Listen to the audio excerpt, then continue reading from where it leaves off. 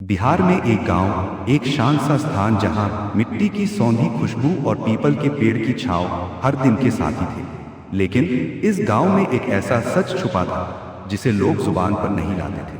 वह सच था, विशकन्या लोग कहते थे कि गांव के दक्षिणी छोर पर बनी वीरान हवेली में एक औरत रहती है। न सिमंटिक उसका चेहरा, शायद ही किसी ने ठीक से देखा, पर एक नाम सबकी जुबान पर चंद्रका चंद्रका।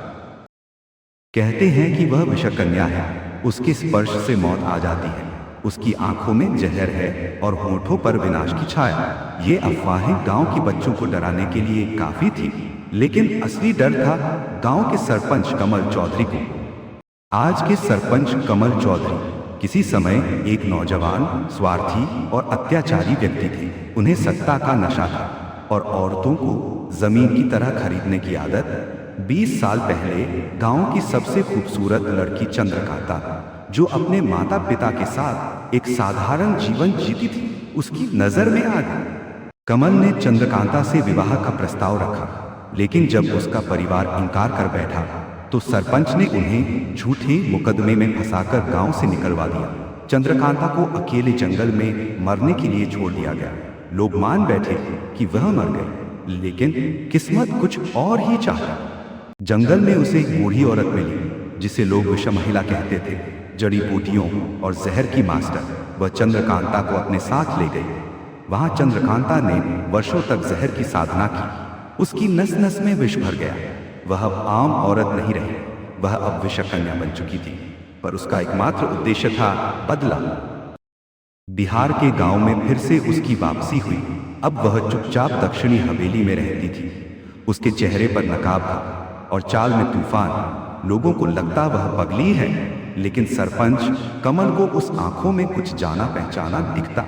धीरे धीरे गांव में अजीब घटनाएं होने लगी कि खेती में आग लग गई, बेटे की शादी टूट गई, घर की औरतें बीमार रहने लगी, गांव में डर का साया मंडराने लगा। सभी ने एक स्वर में कहा, यह सब उस विषकन्या का काम है। कमल चौधरी को अब यकीन हो गया, चंद्रकांता जिंदा है। एक रात सरपंच खुद गया उस हवेली में और उससे पूछा, कौन हो तुम? क्यों हमारे गांव का विनाश चाहती हो? वो आवाज आई, ठंडी, चुभती हुई, तूने एक फूल को कुचलकर फेंक दिया था, अब वही फूल कांटा बनकर लौटा है। कमल के रोंगटे खड़े हो गए। वो बोला, तुम चंद्रकांता? चंद्रकांता बोली, हाँ। वही चंद्रकांता बोली, हाँ, वही चंद्रकांता जिसे तूने मरने के लिए छोड़ दिया था। तूने मेरे माँ बाप को मार डाला, मुझे बदनाम किया और मेरी जिंदगी छीन ली। अब तुझे हर उस दर्द का स्वाद चखना होगा। कमल चिल्लाया, तू जहर है, तुझे कोई नहीं अपनाएगा। चंद्रकांता बोली, सच है, अब मैं विषकन्या हूँ, लेकिन ये जहर तेरे जैसे अधर्मी को खत्म करने के लिए ही है। धीरे धीरे गांव के लोगों को असलियत पता चलने लगी। जब उन्होंने सरपंच की असलियत और चंद्रकांता की कहानी सुनी तो उनका नजरिया बदलने लगा।